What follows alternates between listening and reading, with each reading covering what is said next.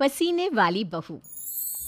हाय रब्बा, अरे नास पीटी, पसीने बहा बहा के पूरे घर में पसीने की बाढ़ को बुलावा दिया है तूने। अरे तो मैं क्या करूं माँ जी, आप ही बताओ।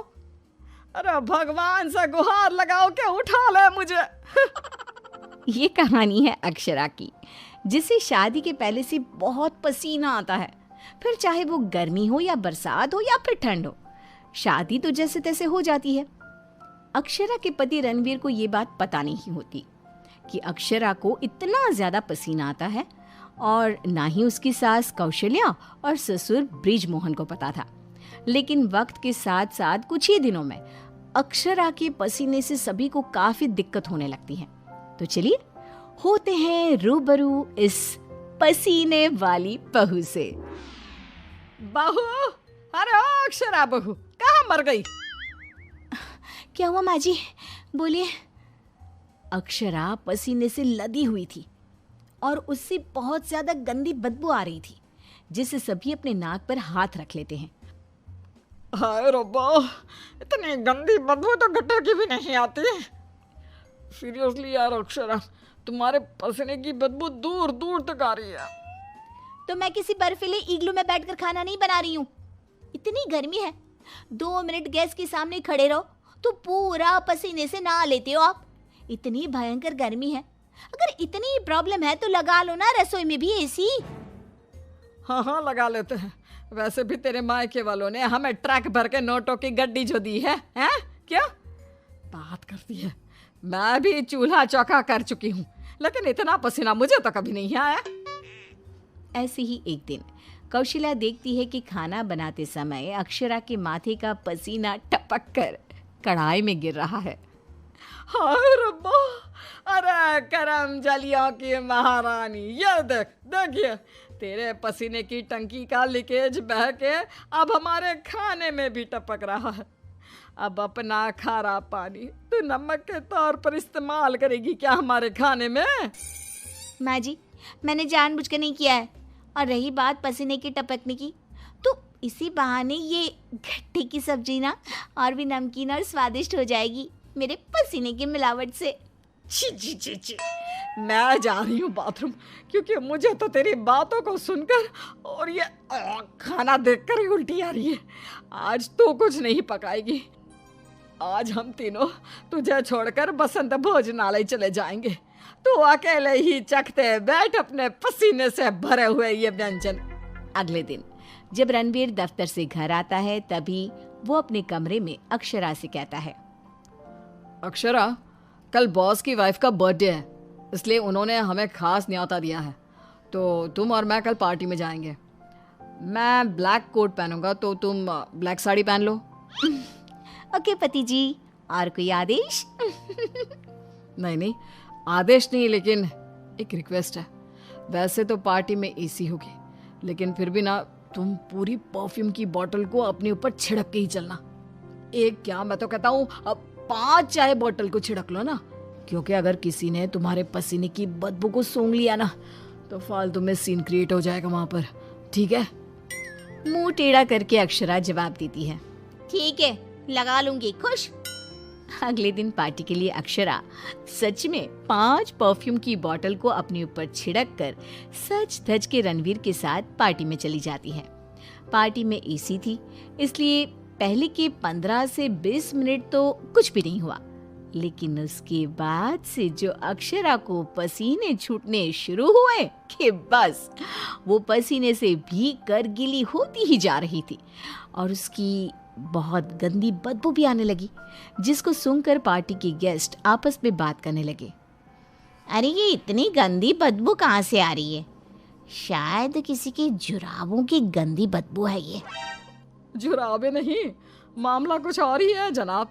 इतनी बड़ी 5 स्टार पार्टी में पता नहीं कहाँ से घुस गया कोई गटर का कीड़ा। तभी रणवीर अक्षरा को धीरे से कहता है, तुम्हें कहो तो ना परफ्यूम, पाउडर और साबुन से 10 बार नहाना। लेकिन तुम्हें तो पता है ना कि मुझे पसीने छूटते ही हैं, चाहे कितना भी कुछ भी कर लूं। और उनकी ये बात बगल में खड़ी एक बूढ़ी औरत सुन लेती है और वो बवाल मचा देती है। अरे बाप रे, ये गंदी महक तो यहाँ से आ रही है। रणवीर की बीवी से देखो तो पूरे कपड़े भीग गए इसके पसीने से। सभी रणवीर और अक्षरा पर बहुत हंसते हैं। रणवीर घर जाने के बाद अक्षरा को खूब डांटता है। मिला देना पानी में मेरी पूरी मेहनत से कमाई हुई इज्जत। अरे अक्षरा बहू, किस मिट्टी की बनी हो तुम, जो पसीने का झरना बहता ही रहता है तुम्हारे बदन से 12 महीने और 2400 घंटे नॉन स्टॉप। अरे अभी तो इस कलमुहे के कलेजे को ठंडक पड़ी होगी। लोगों के कुंडली में मार्केश दोष होता है, लेकिन हमारी बहू की कुंडली में पसीना दोष है। अक्षरा को अपने ससुराल वालों की बातें सुनकर बहुत बुरा लगता है, लेकिन फिर भी वो कुछ नहीं कहती और अपने पसीने बहने को अपनी गलती मानकर चुप रह जाती है। दिन बीतते जाते हैं, गर्मी का प्रकोप बढ़ते जाता है और अक्षरा के लिए गर्मी और भी बड़ी मुसीबत बन जाती है। उसे पसीने से पूरे हाथ, पांव, गले, चेहरे और बदन पर घमौरियां आ जाती है, जिसके कारण उसे खूब जलन महसूस होती है। बहुत जलन हो रही है। माँ जी ने एसी का रिमोट भी छुपा के रखा है, इसलिए ताकि मैं एसी ना लगाऊं और बिजली का बिल बच जाए। मम्मी जी, बहुत आग लग रही है। अक्षरा जाकर बाल्टी भर पानी अपने आप पर डाल देती है। तब जाके उसे थोड़ी सी राहत मिलती है। अक्षरा के पसीने से तंग आकर कौशल्या अब दिन रात घर में अगरबत्ती और अरोमा कैंडल जलाती। अच्छा हुआ जो रणवीर ने ये खुशबू वाली मोमबत्तियां ला कर दी, इनसे हर जगह अच्छी महक आ रही है। हाँ कौशल्या, बड़ी अच्छी सुगंध है, अगरबत्ती और मोमबत्ती दोनों की भी। लेकिन तभी वहां पर बाजार से सामान लाकर पसीने से लदी हुई अक्षरा आ जाती है और उसके पूरे बदन से बदबू आ रही थी और बाल तो पूरे पसीने से भीग गए थे और फर्श पर पसीने की बूंदें भी टपक रही थी। और ये बदबू इतनी तेज होती है कि मोमबत्ती और अगरबत्ती की महक को फेल कर देती है। हाय रब्बा, आ गई करम जली। इसके बदन के पसीने ने तो इतनी महंगी सुगंध वाली मोमबत्ती और अगरबत्ती के खुशबू के दांत भी खट्टे कर दिए। बाहर इतनी भीषण गर्मी है मम्मी जी, ऐसा लग रहा है मानो हम किसी ओवन में बंद हो गए हो और केक की तरह बेक हो रहे हो। उफ। दिन ब दिन अक्षरा का पसीना दुश्वार कर देता है सबका जीना। कभी वो सोते समय पूरे बेड के साथ साथ साइड में रखे हुए रणवीर की इम्पोर्टेंट फाइल्स को अपने पसीने से भिगा देती, तो कभी वो गर्मी से अपने बालों में हुए जुओं को गलती से खाने में मिला देती। हाय रब्बा, आज तो हद ही हो गई, खाने में जुए। अक्षरा बस बहुत हुआ, अब और नहीं। अब तुम सीधा अपना बैग पैक करो और अपने मायके शिफ्ट हो जाओ। बिल्कुल सही कह रहा है रणवीर, हमें नहीं चाहिए ऐसी पसीने वाली बहू। अक्षरा रोने लगती है और कहती है, ठीक है मैं चली जाती हूँ, फिर कभी इस घर की दहलीज पार नहीं करूंगी, बाय। अक्षरा रोंदी सूरत लिए घर से निकल जाती है। शाम में जब रणवीर अक्षरा के मायके फोन लगाता है, तब उसे पता चलता है कि अक्षरा तो अब तक घर गई ही नहीं। इस बात को सुनकर रणवीर, कौशल्या और ब्रिजमोहन तीनों डर जाते हैं और चिंताग्रस्त हो जाते हैं। हायो रब्बा, अब कहाँ ढूंढे हम अक्षरा बहू को। मुझे एक जगह पता है मम्मी, जब भी अक्षरा का मूड ऑफ होता है तो वो वहीं पर जाकर बैठती है।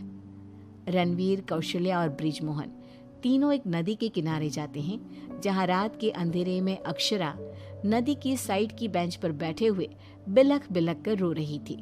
रणवीर तुरंत जाकर अक्षरा के गले लग जाता है और उससे तीनों माफी मांगते हैं। अक्षरा, हमें माफ कर दो, तुम्हें पसीना आना नेचुरल है, लेकिन तुम जानबूझकर नहीं करती हो ये, और हमने तुम्हें गुस्से में क्या क्या नहीं कहा। हाँ अक्षरा बहू, प्लीज माफ कर दे बेटा। तेरे इस पसीने को ना मैं यूं मिनटों में चुटकी बजाकर आयुर्वेदिक और घरेलू उपायों से भगा दूंगी, तू देखना बेटा। हाँ, और अगर उससे भी ना होए तो मेरे पहचान में मेरा एक डॉक्टर दोस्त है,